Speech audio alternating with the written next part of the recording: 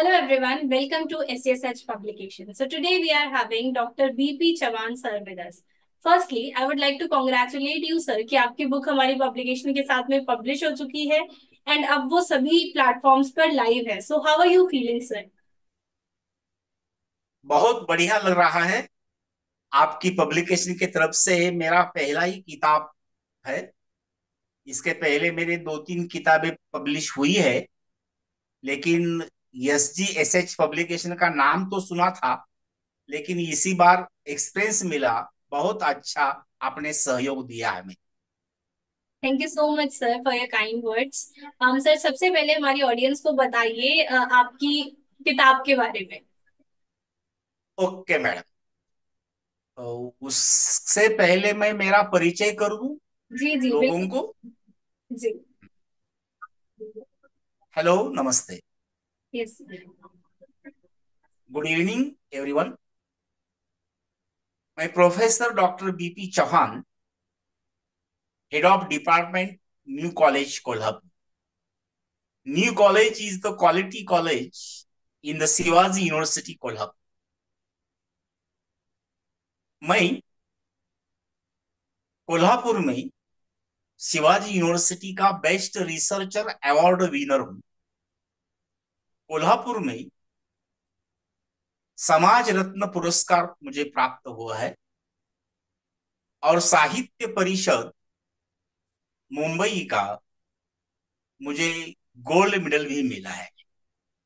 मेरी पहली किताब 24 साल पहले 2000 में माननीय शरद राव जी पवार इनके शुभ हस्त से कोल्हापुर में पब्लिश हुई है और उसे सुवर्ण पदक भी मिला है।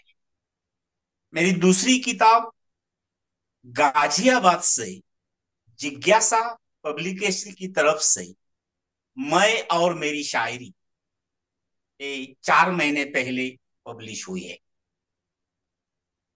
इन किताबों की श्रृंखला में एक किताब जो है, वो किताब SGSH पब्लिकेशन की तरफ से यहाँ पब्लिश हो रहा है, पब्लिश हुआ है ऑलरेडी। सिर्फ 25 दिनों में, 20-25 दिनों में उन्होंने ये वर्किंग किया है और बहुत ही बढ़िया एक किताब हुआ है।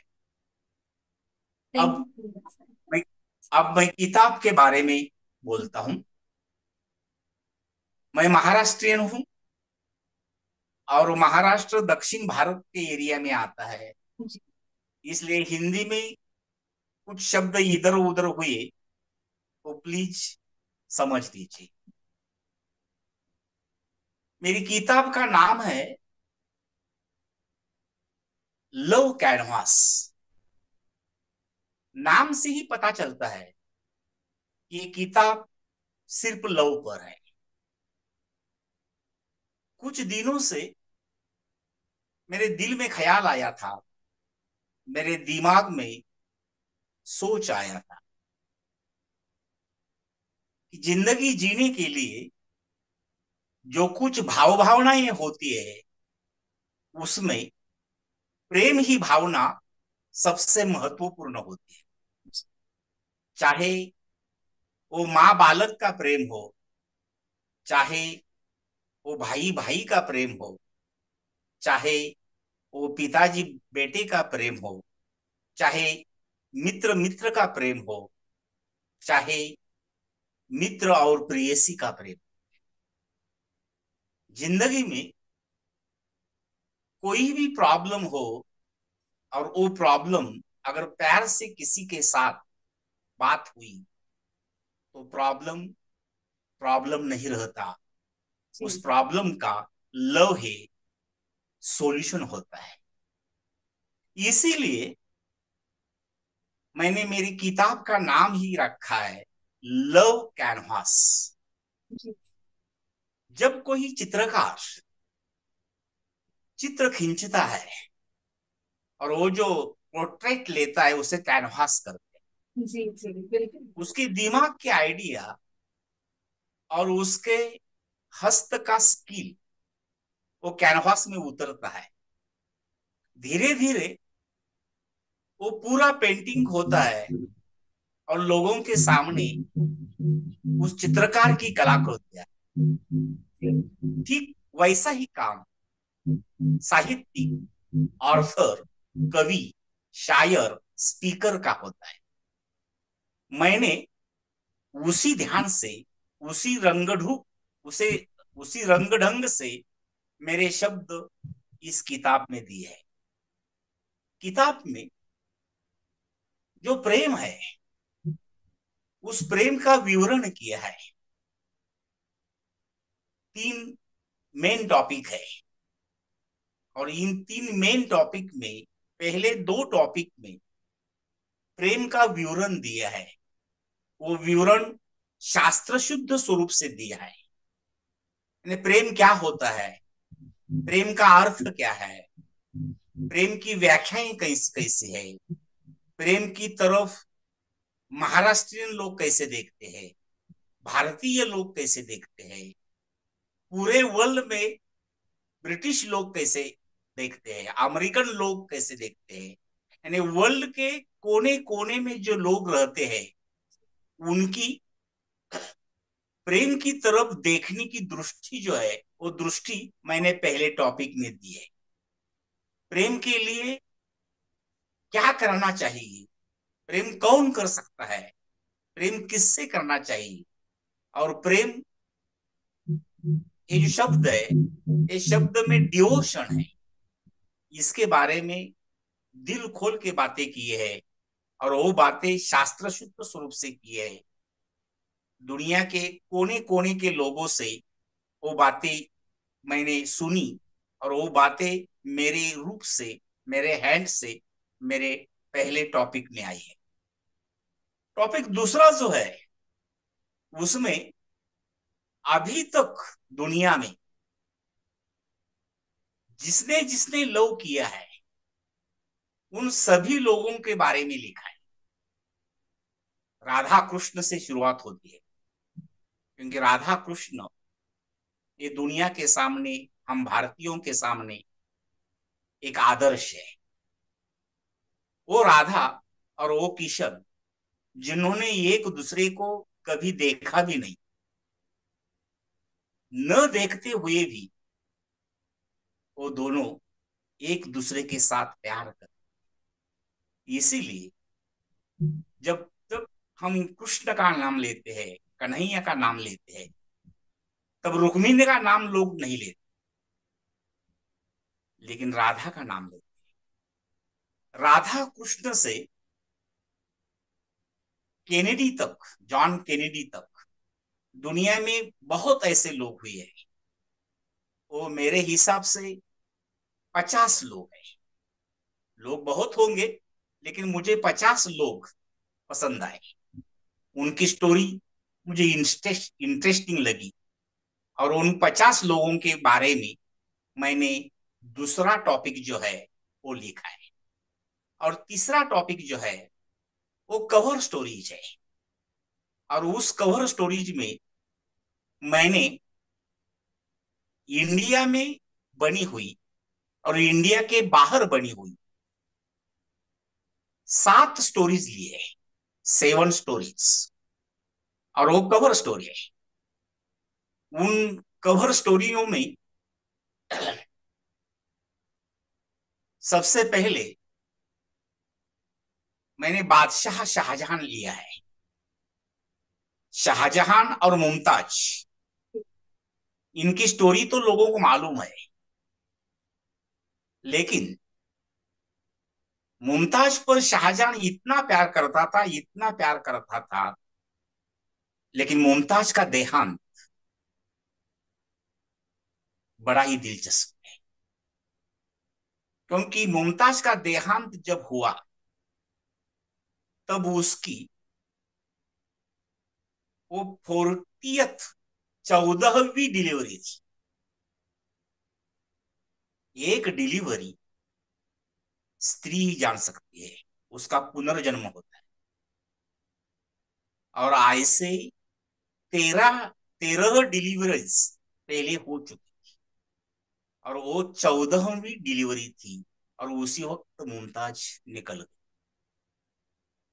जो बादशाह मुमताज से इतना प्यार करता है, लेकिन मुमताज का सिर्फ उसे शरीर चाहिए चाहिए था, उसके दिल में क्या आता है, उसके शरीर पर क्या फर्क होता है, इसकी तरफ उसका ध्यान नहीं गया। और मुमताज के प्यार के बारे में उसने वो संगम रवड़ी शिल्प, जिसे हम ताजमहल बोलते हैं, जहां शायरों की शायरी भूल जाती है, कवि की कविता भूल जाती है, जहां लोग उपन्यास लिखते हैं, मैरिज होने के बाद कई मिस्टर अपनी मिसेस को लेकर वहां जाते हैं, वो ताजमहल उस प्रेम का स्वरूप है, शाहजहां और मुमताज का। वो पहली स्टोरी मैंने शाहजहां बादशाह की उसमें ली है। और शाहजहां बादशाह के बारे में लोगों को सिर्फ मुमताज के बारे में लोग जानते हैं, लेकिन शाहजहां बादशाह की एक बिटिया थी, उसका नाम है हसीना जहां आरा। कई इतिहासकारों ने और वहां के कई लोगों ने जहां आरा और शाहजहां, इनके जो अट्रैक्शन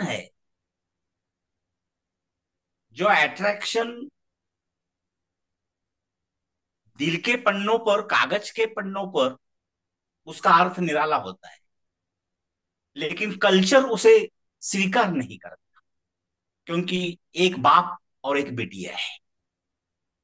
लेकिन उसके प्रूफ है कि जहारा के साथ भी शाहजहां बादशाह प्यार करता था, और वो प्यार और वो प्यार बाप बिटिया वाला नहीं था। तो मुमताज के बारे में, जहारा के बारे में और शाहजहां के बारे में वो पहली स्टोरी है, कवर स्टोरी। दूसरी कवर स्टोरी है, सीक्वेंस से मैंने वो ली है, दुनिया में सीक्वेंस से वो सब स्टोरीज ली है। दूसरी स्टोरी है मुगल बादशाह औरंगजेब, आलमगीर औरंगजेब बादशाह। बहुत ही वो बढ़िया क्रूर कर्मा था इंडिया में, लेकिन लोगों को मालूम नहीं कि ऐसा आलमगीर औरंगजेब बादशाह भी प्यार करता था। जो क्रूर होता है वो भी दिल से प्यार करता था। और औरंगजेब बादशाह की दो प्रेमिका हिंदू थी, जिसने हिंदुओं पर अत्याचार किया, जिसने हिंदुओं पर अन्याय किया, जिसने हिंदुओं पर तलवार चलाई, खड़क चलाया, उसकी दो बीवियां, दो प्रेमिका हिंदू भी थी, जिसका नाम है, पहली का नाम है हीराबाई, और हीराबाई का नाम उसने बदल कर जैनाबादी ऐसा आफ्टर मैरिज किया। उसका असली नाम हीराबाई था। उसकी पूरी स्टोरी इसमें दी है। और दूसरी हिंदू स्त्री थी उदयपुर, जो राजपूत थी, यानी हिंदू थी, उसका भी नाम उसने बदल दिया, बैंक नवाब बाई। और तीसरी एक औरंगजेब बादशाह की प्रेयसी थी, वो नर्तिका थी, उसका नाम था लाल कुंवर। उस नर्तिका के प्यार में आलमगीर औरंगजेब आया। जब वो दक्षिण भारत का सूबेदार बना था, उनके जब दादाजी शाहजहां बादशाह मुगल बादशाह थे, उस वक्त दक्षिण भारत का सूबेदार बन के वो आया। और दक्षिण भारत में बुरहानपुर एरिया में वो नर्तिका उसके सामने आई। उस नर्तिका का आवाज देखकर औरंगजेब उसके प्यार में आया। आगे की स्टोरी बहुत ही इंटरेस्टेड है। औरंगजेब बादशाह की ये जो नर्तिका लाल कुंवर है, इसके प्यार में औरंगजेब का ग्रैंड सन, जिसे हम पौता कहते हैं, उसका नाम है जहांगीर शाह, वो भी आया। और उसने यानी औरंगजेब बादशाह के पोते ने, ग्रैंड सन ने उसके साथ शादी की। यानी एक ही प्रेमिका ग्रैंडफादर की भी थी और ग्रैंड सन।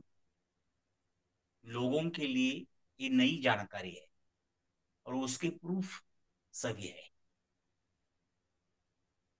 ये मुगल बादशाह औरंगजेब जो है, उदयपुरी पर इतना प्यार करता था कि उदयपुरी ने लिखा था कि जब आप मर जाएंगे तो मैं सती जाऊं, क्योंकि वो हिंदू थी, राजपूत थी। और ये औरंगजेब ने अपने सरदारों को लिखा है, कहा है, उसके वहां के खत है कि एक हिंदू स्त्री जी जान से प्यार करती है। और औरंगजेब इतना बड़ा क्रूरकर्मा होकर भी हिंदू प्रेमिका के साथ प्यार करता है। तीसरी स्टोरी है पेशवा बाजीराव। बाजीराव मस्तानी फिल्म से लोगों के सामने उस स्टोरी के कुछ हिस्से आए, लेकिन वो फिल्म थी और मेरा ये उपन्यास है और ये अभ्यास पूर्ण है। बाजीराव मस्तानी का पूरा विवरण इसमें मैंने दिया है। लोगों को सिर्फ ये मालूम है कि पहला बाजीराव और मस्तानी, लेकिन ये मस्तानी हिंदू थी। राजा छत्रसाल बुंदेलखंड की उनकी वो बिटिया थी। परिस्थिति के कारण वो नर्तिका बनी और छत्रसाल और पेशवा बाजीराव, इन दोनों में एक करार हुआ और छत्रसाल ने मस्तानी को सौंप, जो पुणे में शनिवार वाड़ा है, पेशवा का राजधानी का ठिकाना, वहां मस्तानी के लिए एक महल था, एक बुरुज का नाम और एक बहुत बढ़िया खिड़की का नाम आज ही मस्तानी के नाम से जाना जाता है। तो एक कवर स्टोरी जो है वो बाजीराव मस्तानी की 3 नंबर की है। 4 नंबर की स्टोरी इंडिया के बाहर है। जगत जेता नेपोलियन बोनापार्ट।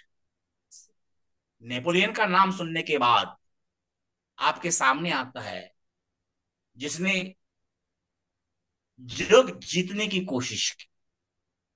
पूरा जग नहीं, लेकिन जग का बहुत बढ़िया हिस्सा नेपोलियन ने जीता था।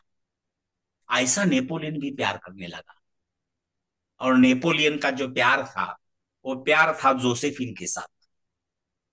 और ये जोसेफिन नेपोलियन से नेपोलियन से 18 इयर्स उसका ये ज्यादा था। जोसेफिन ये 18 साल से नेपोलियन से बड़ी है, फिर भी वो प्यार करता है। जब वो शिक्षा ले रहे थे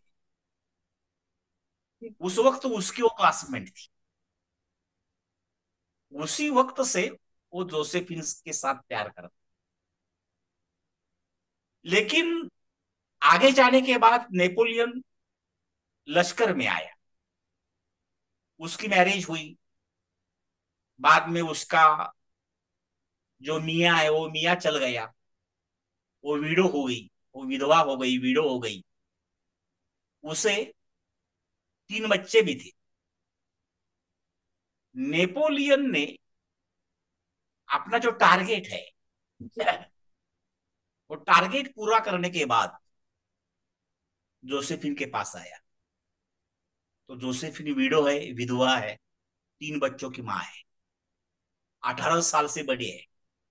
लेकिन नेपोलियन ने उसके साथ मैरिज किया। ऐसी एक और स्टोरी है, जगत जेता नेपोलियन और जोसेफिन। उसकी अगली स्टोरी है, कवर स्टोरी,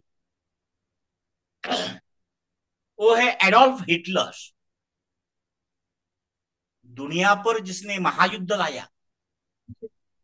पूरी दुनिया उसके रूप से, उसके कार्य से प्रभावित नहीं है, क्योंकि लाखों लोग वहां उस वक्त मर गए हैं। कुछ देशों का निशान भी मिट गया है। ऐसा काम हिटलर ने किया है, सिर्फ उसके एम्बिशन के लिए, खुद की एम्बिशन पूरी करने के लिए उसने दुनिया पर वो महायुद्ध डाला। उसे वर्ल्ड वॉर कहते हैं। और ऐसा हिटलर कभी प्यार करेगा? कभी भी नहीं करेगा। किसी ने लिखा भी नहीं है इसके बारे में। मैंने इसमें जिस जो लिखा है वो अभी तक किसी ने लिखा नहीं है, क्योंकि ये उपेक्षित और दुर्लक्षित हिस्सा है। हिटलर ने कौन से देश पर हमले किए, अटैक किए, इस पर लिखा है। लेकिन हिटलर को भी दिल था। जी। युवा ब्रॉन उसकी प्रेमिका का, और युवा ब्रॉन का भी प्रेम हिटलर पर था। जब आखिरी समय हिटलर ने सुसाइड किया, तब सुसाइड करने के पहले कुछ पल उसने उसकी मांग भरी है, और वो साइनाइड उसने लिया है, उस प्रेमिका ने। जी। यानी प्यार के लिए बलिदान करने वाली युवा ब्रॉन थी। जी सर। और अपना प्यार जिंदा रखने वाला एडोल्फ हिटलर था, जो दुनिया के सामने क्रूर कर्मा है, लेकिन उसको भी एक दिल है, जो दिल प्यार करने वाला था। उसकी वो पूरी स्टोरी इसमें लिखी है। अगली स्टोरी है गुरु रविंद्रनाथ टैगोर, जिनका नाम लेने के बाद आपने आपके सामने शांति निकेतन आता है, राष्ट्र का राष्ट्रगान आता है, जनगण मन। रविंद्रनाथ टैगोर बहुत ही बढ़िया थे, बहुत ही महान थे।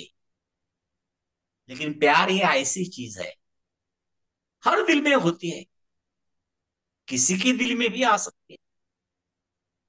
उसके दिल में प्यार आया,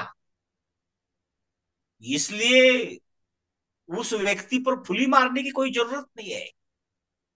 टैगोर जी का बाकी का काम असामान्य है, लेकिन टैगोर जी का भी हिस्सा प्यार का है। उनकी कादम्बरी देवी नाम की एक प्रेमिका थी, कादम्बरी देवी, जिसके साथ उनके प्रेम के संबंध। और कादम्बरी देवी उनके बड़े भाई की बीवी थी। कादम्बरी देवी और टैगोर का जो रिलेशन है,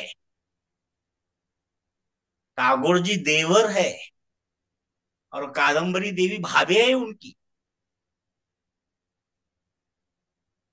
लेकिन उन दोनों में लव रिलेशन हो रहा था।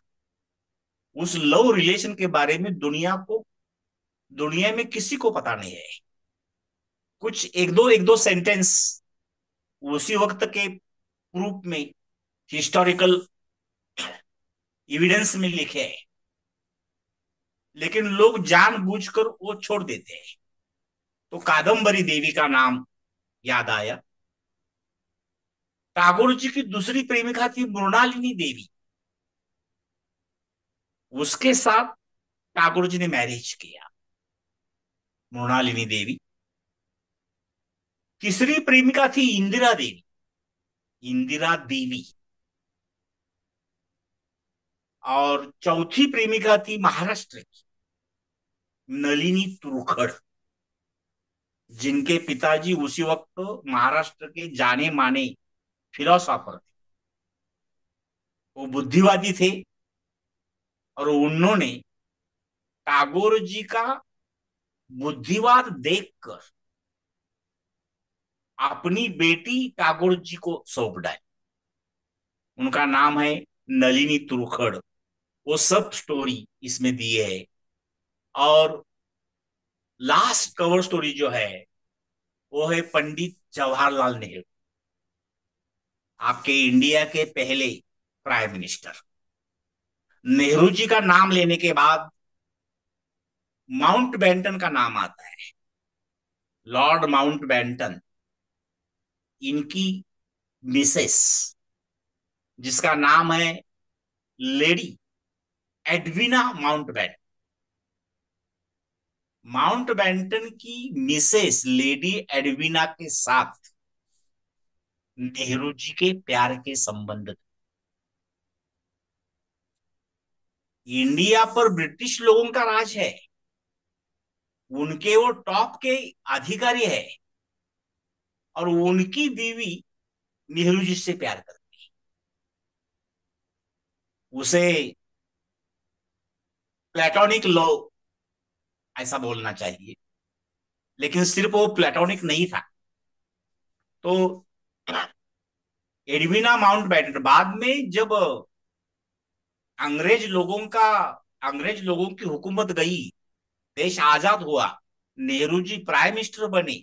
तो प्राइम मिनिस्टर बनने के बाद भी नेहरू जी और लेडी माउंटबेटन एक दूसरे को मिलते थे। वो सब कवर स्टोरी इसमें है। सरोजिनी नायडू का नाम लोगों को मालूम है, देशभक्त थी सरोजिनी नायडू। सरोजिनी नायडू की एक बिटिया थी, उसका नाम है पद्मजा नायडू।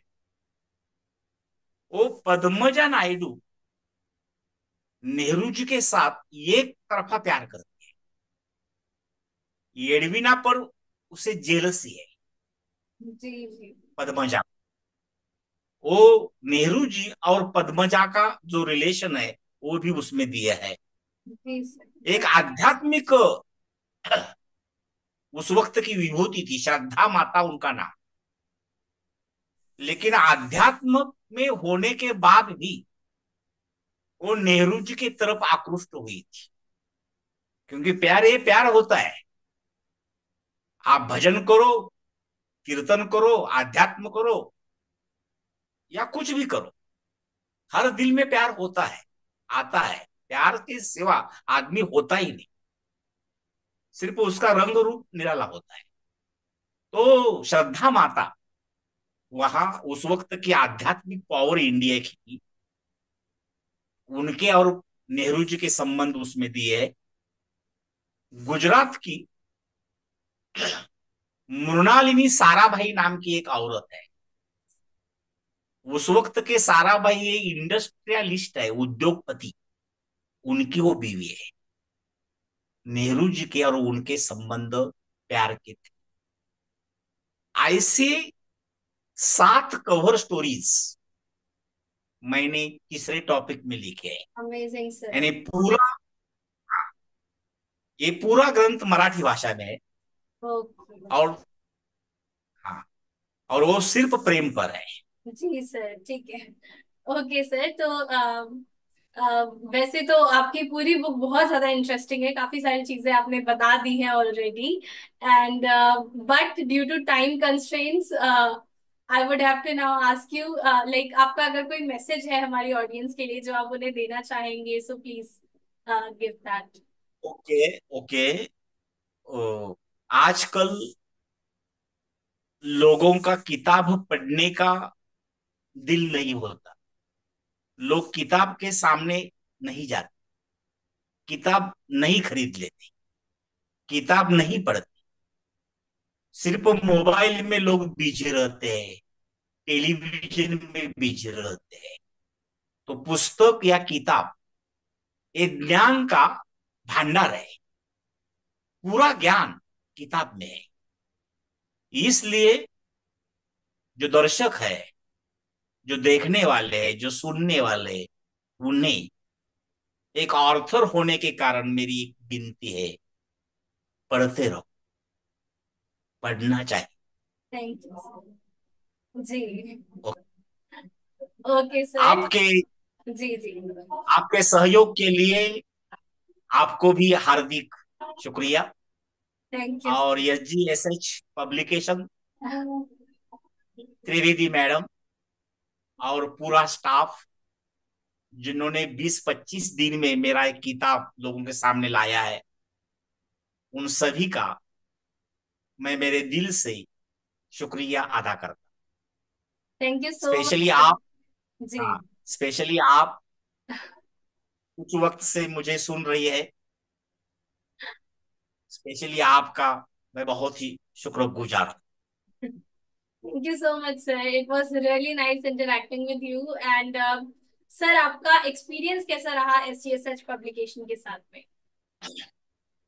एक्सपीरियंस बहुत ही अच्छा लगा, क्योंकि मैं कोल्हापुर में रहता हूँ। कोल्हापुर में 13 पब्लिकेशन इंस्टीट्यूट है। 13। यहाँ के इंस्टीट्यूट में भी मेरी 2 किताबों का काम अभी शुरू है, प्रिंटिंग का। दिल्ली का एक पब्लिकेशन है, वहां भी मेरा काम शुरू है। मैंने पहले ही बताया कि गाजियाबाद का एक काम हुआ, जी सर, जी आपने बता। होशंगाबाद का एक काम हुआ है। जी जी। यानी इंडिया में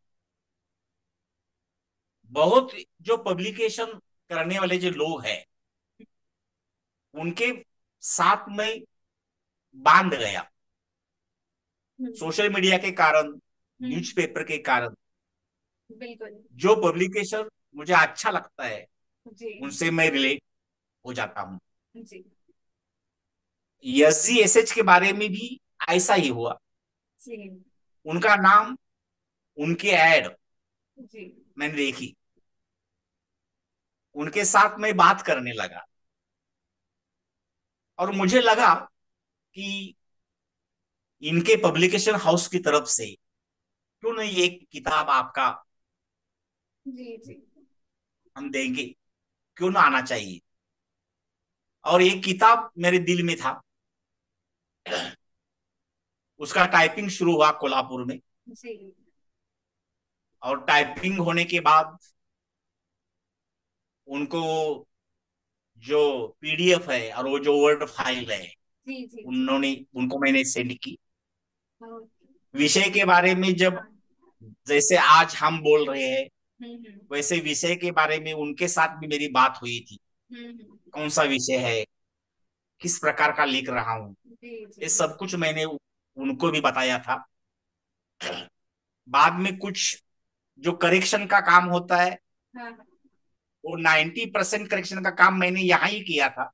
अच्छा। उन्होंने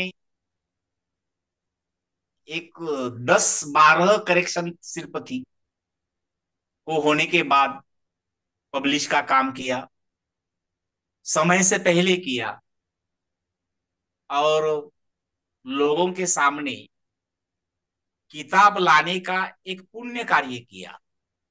क्योंकि जैसी ऑर्थर की इच्छा होती है, चाह होती है, लेखक की चाह होती है कि मैं लिखूंगा और लोग पढ़ेंगे, जी वैसी चाह, वैसे एम्बिशन आपके पब्लिकेशन के सर और पब्लिकेशन का मैडम त्रिवेदी मैडम, हाँ जी। हाँ इनकी भी लगी, उनकी भी मुझे लगी, उनके एम्बिशन कि आप कोई इंडस्ट्रियलिस्ट नहीं है, नंबर 2 की दुनिया के सम्राट नहीं है, पब्लिकेशन आपका है।